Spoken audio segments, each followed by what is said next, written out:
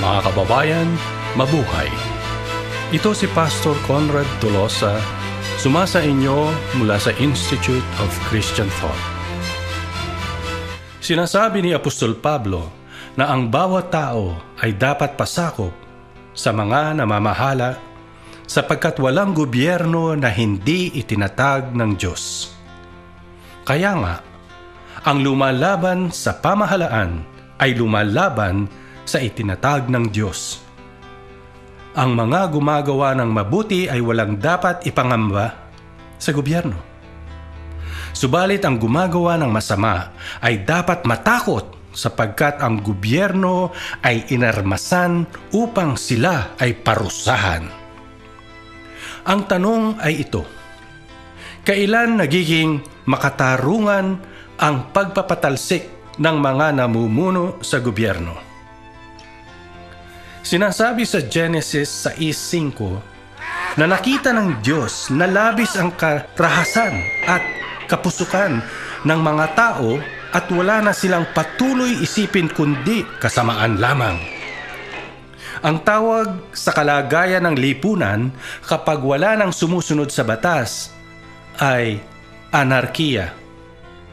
Inilalagay ng mga mamamayan ang batas sa sarili nilang mga kamay.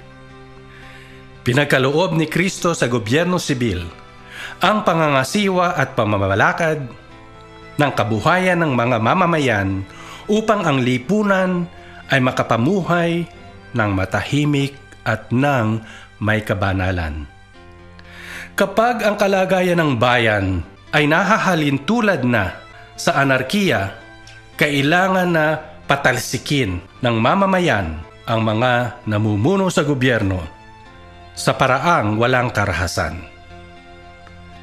Nakakalungkot na sa Pilipinas, maski sino na lamang ay tumatakbong pagkapresidente o senador. Kahit na yaong mga wala namang karanasan o kakayahan ay ibinuboto ng madla dahil lamang sa kanilang katanyagan, kayamanan o kagandahang lalaki. Dapat maging maingat ang mga Pilipino sa pagpili ng kandidatong iboboto. Hindi dapat isipin na magkamali man tayo ng pagpili sa oras ng eleksyon, maitutuwid naman ito ng people power. Dapat ipangaral na ang demokrasya ay handog sa mga nagpapahalaga ng boto. Kapag hindi binigyan ng tamang pagpapahalaga ito, siguradong darating ang panahon na ang demokrasya ay mapapalitan ng diktadura. Sa likod ng otoridad ay responsibilidad. Ang mga magulang, elders at gobyerno sibil ay binigyan ni Kristo ng kapangyarihan upang magampanan nila ang mga tungkulin na likas sa kanilang katungkulan. Subalit huwag nating kalimutan na ang sumasakop at sinasakop ay parehong may pananagutan sa Diyos.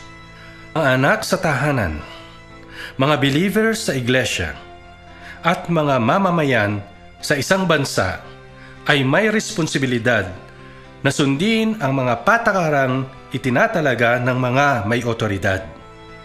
Sa demokrasya, mabigat na responsibilidad ang pagpapahalaga ng boto. Panahon na upang harapin ng mga Pilipino ang kani-kanilang personal na responsibilidad. Ang 19 na artikulo ng Biblical Christian Worldview ay ito: ang Estado ang may otoridad na magpatakbo ng gobyerno sibil. Ito si Pastor Conrad Tolosa, sumainyo mula sa Institute of Christian Thought.